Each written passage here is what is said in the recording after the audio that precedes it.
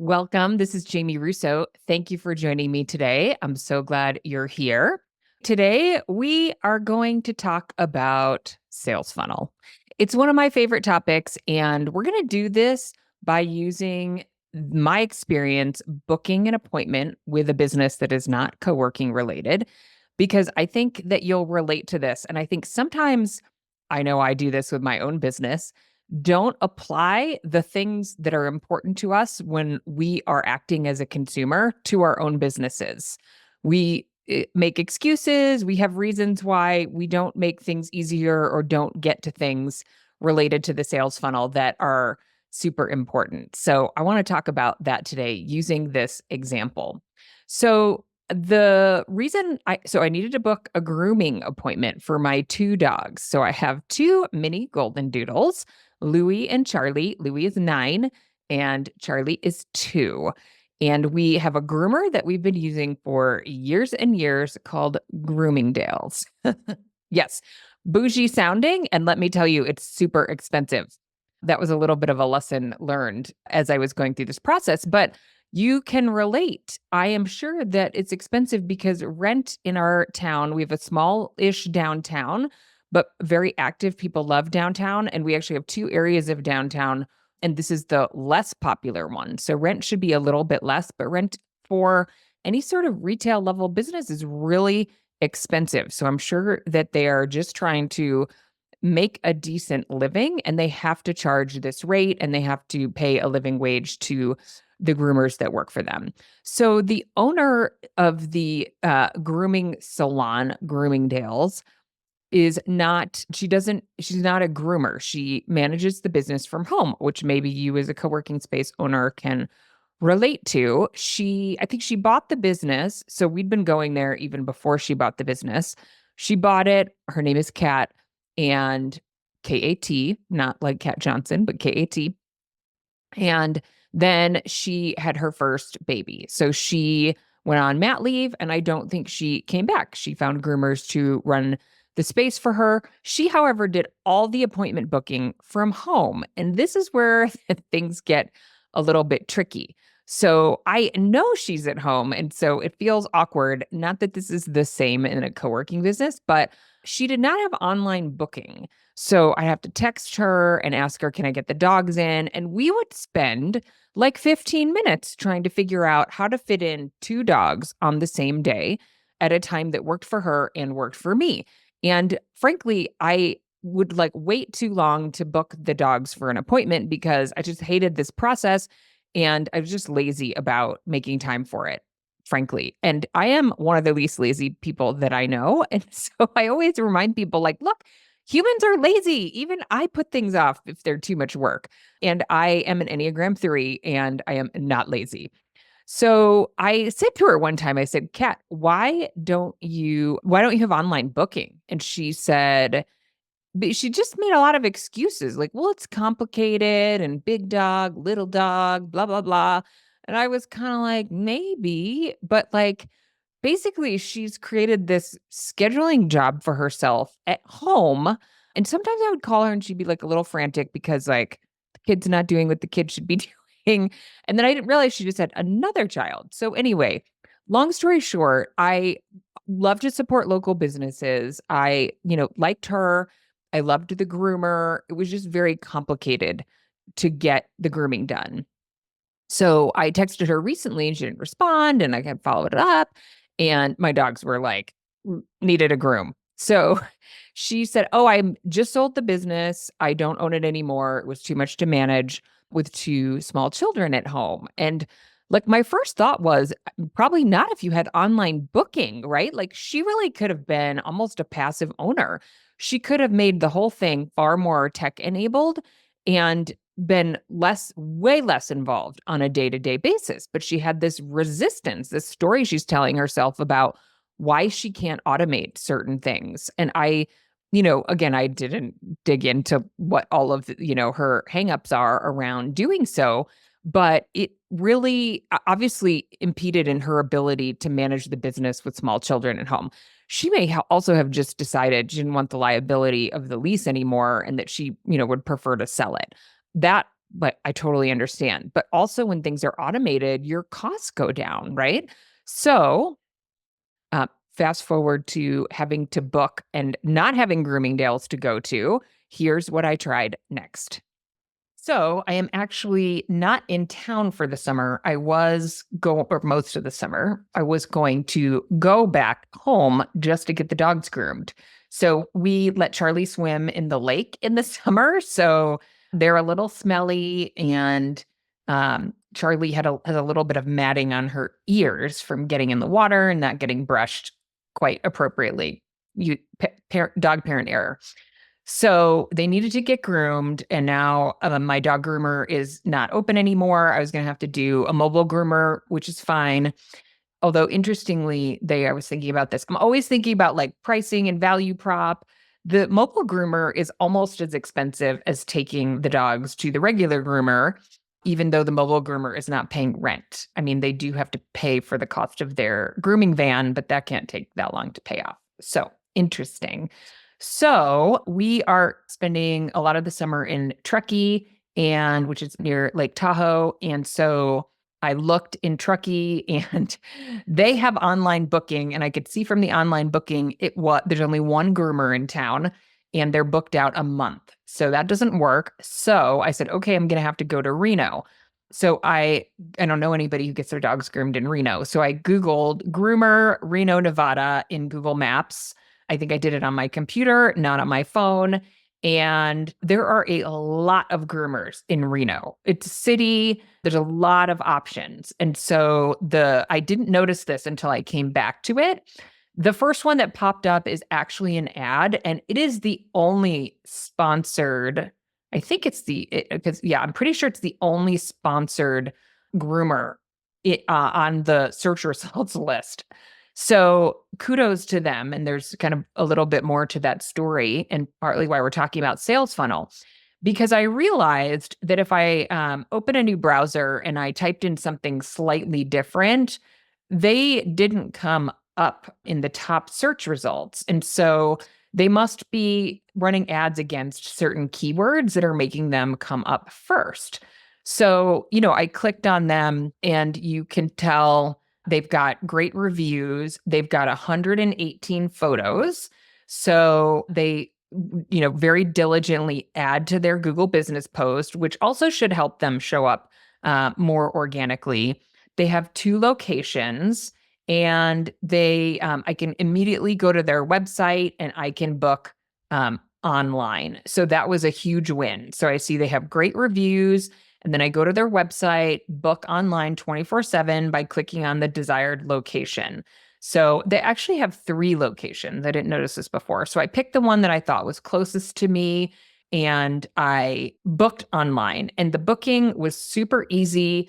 It was very clear. I never talked to a human until I did have a question to ask.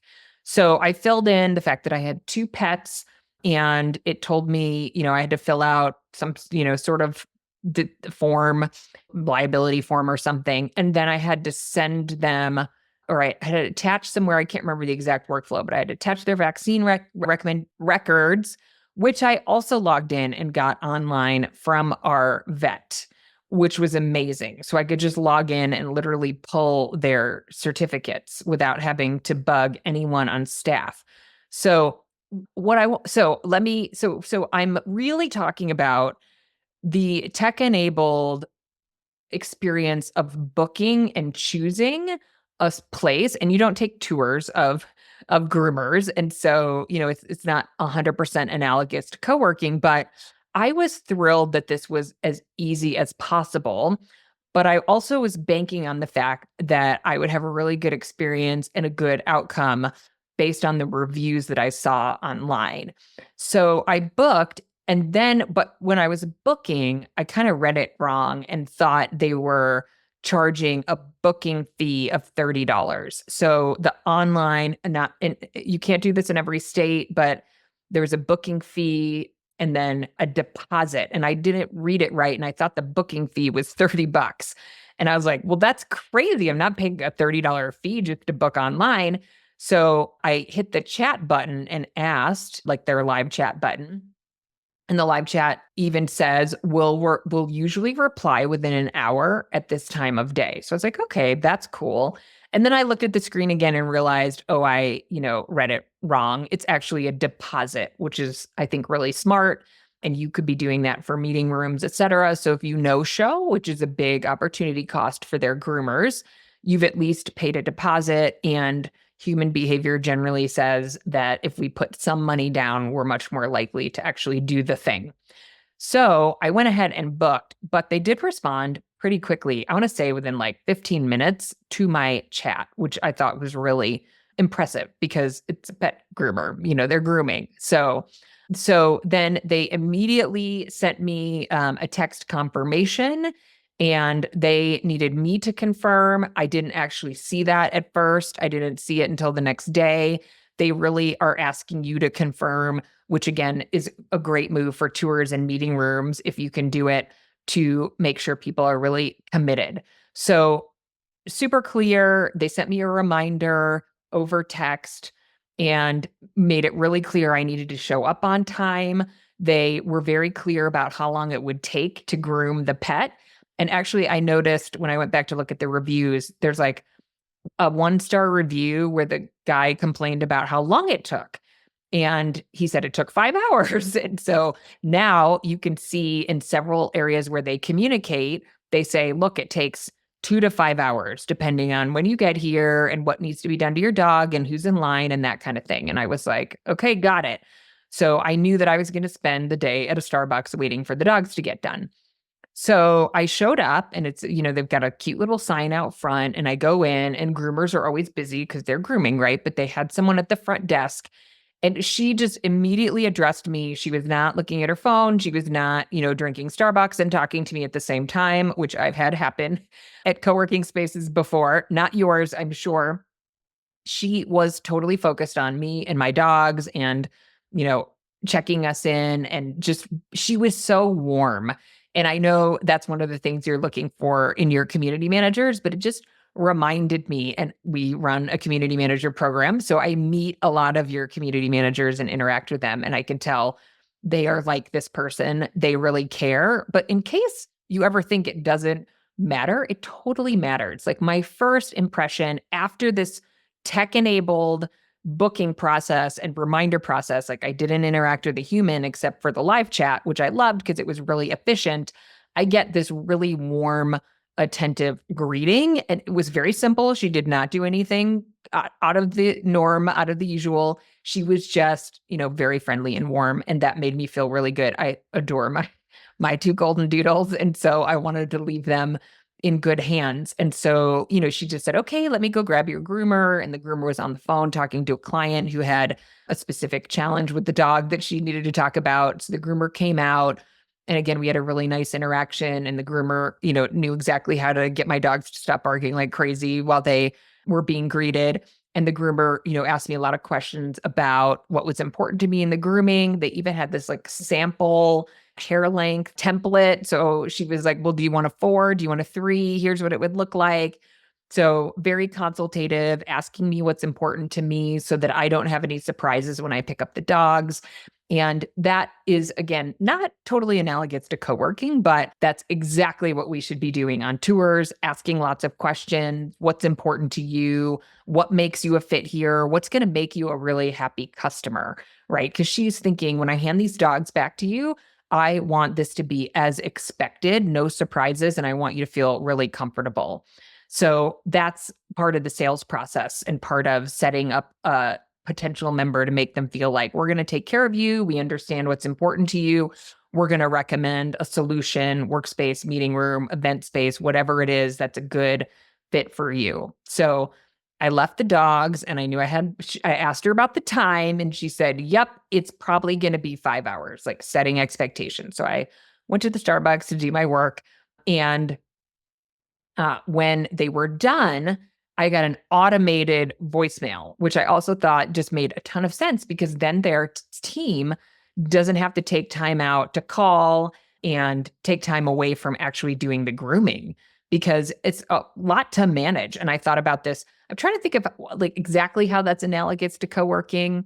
It may not be, But the automated process, I don't know how it works on their back end. I did get a little glimpse into their app. There's definitely, I think it was called Groomer.io, that's managing all of this. So I think it's just a really integrated tool that they're using for the full sales funnel, which is very cool. So in co-working, we have to pull a lot of those pieces together, but I think it's really worth it. So automated phone call, and they said your dog will be ready in 20 minutes. Great. I could, I set a little timer on my watch. I could wrap up what I was doing and make sure I was there on time. And it was very clear to me through all the communication that like, hey, we're buttoned up. You need to be here on time. They also mentioned like, we can't hold your dogs for an hour after their appointment. So they're really setting expectations, which is fine because then I can plan and I know what to expect.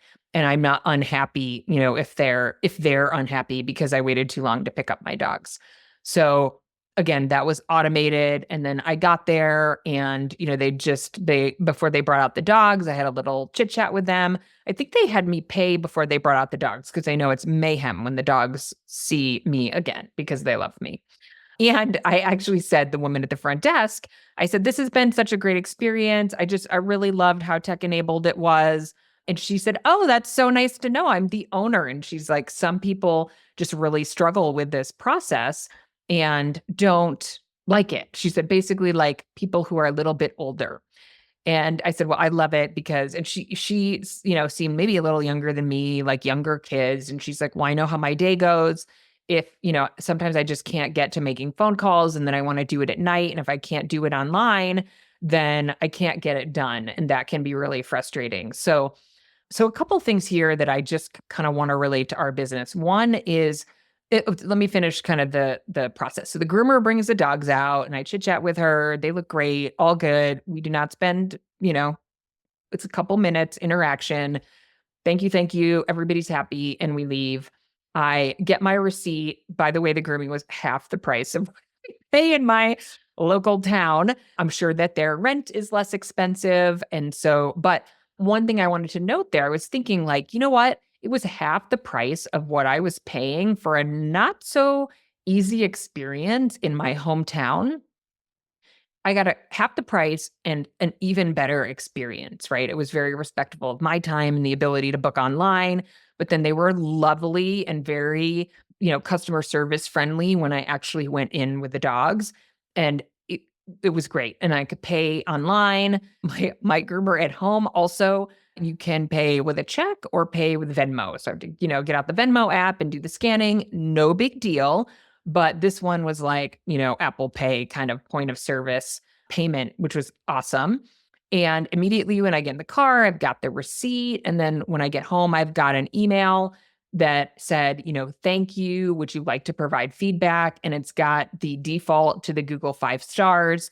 I clicked it and left them a review. And the owner responded by this morning pretty quickly. Thank you for the review, blah, blah. So they're just really on it. So everything was automated. I paid, it triggers the, review email. I leave the review. The response is obviously a personal response and that's not automated. I don't think, but I don't know.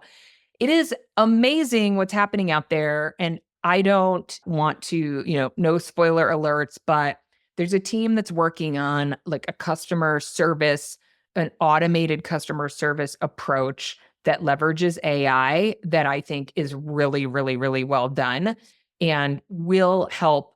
I think the tech enablement is making some pretty big advances right now. I've seen chatbots, like live chatbots that seem like they're real people that are pretty incredible because even I'm guilty of this in my business. If you hit our live chat, we do not respond right away. We don't have it manned all day. And so if we can create an AI version of it that tells you what you need, you don't really care if that's a real person or not. You just want to know what you need to know. So the advancements, and then Gio and I have had Flex AI on our podcast. They do a few things. They do dynamic pricing, but one of the simple things they do is they enable a frictionless experience for on-demand booking. So not people who are buying memberships, but day passes, meeting rooms. If you go to a co-working website who's using Flex AI, you don't have to create an account to book a day pass. I think it's really challenging when we ask folks to do that through some of the space management platforms. I'm not picking on them. I totally get why it is like that, but the conversion rate is higher when you're making it frictionless. No account, and my credit card info is defaulted if I have the Stripe thing that, auto populates it.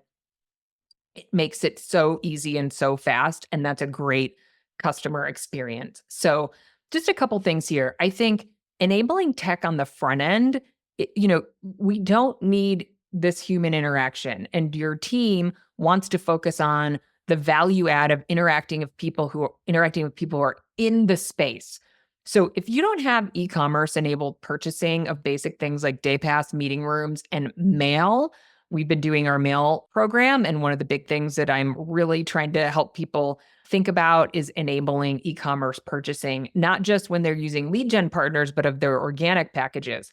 Because if there's friction there, people just put it aside or they go back to it later, or they'll go to somebody who makes it easy. I was like, man, I would go to this groomer all the time if it was my home-based groomer. But I won't ever go back, I don't think, to a service where I can't book online. I know that sounds really, really basic, but it is a big deal when people are busy. We have so many commitments and, work, volunteer, kid stuff, things we're trying to get done, that if it's hard, if you make it harder for people and you can tell your story, people don't want to buy things online. Yes, they do.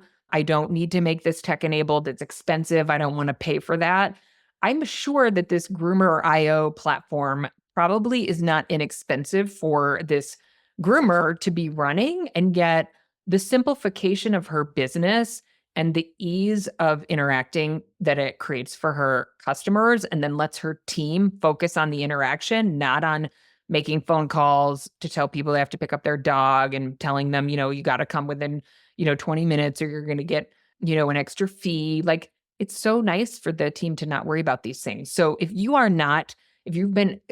have some resistance to being tech enabled, you haven't looked at your sales funnel in a while, or you're just starting and you don't want to invest in those things quite yet, reconsider that, because you want to make it really easy. Now, if you've created a model where you just simply cannot pay for some of these technologies, I think still there's little things you can do here and there to automate things. So do what you can, be scrappy if you need to, but you have to always think about the ROI of how much time is it taking humans to do this, or how much more likely is someone to book because it's just easy. And make sure you're kind of listening in to podcasts and newsletters and industry things so that you know when new advances are made in these platforms. And we certainly will be talking about some of those things on the podcast coming up. So just a little food for thought, because for me, I love going through someone else's great experience and thinking about, like, how does this apply to the co-working business? What are the little nuggets? And sometimes I think we get so just ingrained in how we do things that we don't just kind of pick our head up and realize, oh, it's time that we update that. It's time that we make this easier.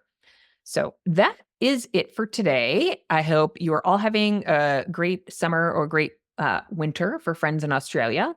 I will actually be live on the FWA Beach. What is the Flexible Workspace of Australia conference on Thursday. I'm looking forward to that. It's tomorrow. Anyway, hope you are all well. If you have any thoughts on this, send us a message, and we'll see you same time, same place next week.